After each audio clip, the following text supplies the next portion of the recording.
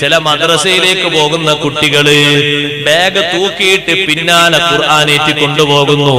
പറ്റൂല മുസ്ലിമേ, ഖുർആനിനോടുള്ള അപമര്യാദയാണ്. ഖുർആന് പിന്നിലാക്കിയിട്ട് നീ എങ്ങനെ മുന്നിൽ പോവുകയോ? ഖുർആൻ ഇമാമല്ലേ, മുന്നിൽ വേണ്ടത് ഖുർആനല്ലേ. നിന്റെ ഇമാം ആരാണെന്ന് ചോദിക്കുമ്പോ നീ ഉത്തരം പറയുന്നത് വൽ ഖുർആനു ഇമാമി, ഖുർആൻ എന്റെ ഇമാമാണ്. ഇമാം മുന്നിലാവേണ്ടത്.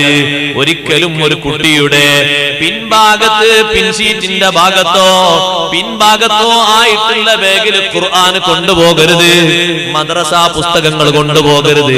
അതുകൊണ്ടാ ഇൽമിന്റെ കുറവ്, അതുകൊണ്ടാ ബുദ്ധിയുടെ കുറവ്, അതുകൊണ്ടാ ഉന്നതിയിലേക്ക് എത്താത്തത്.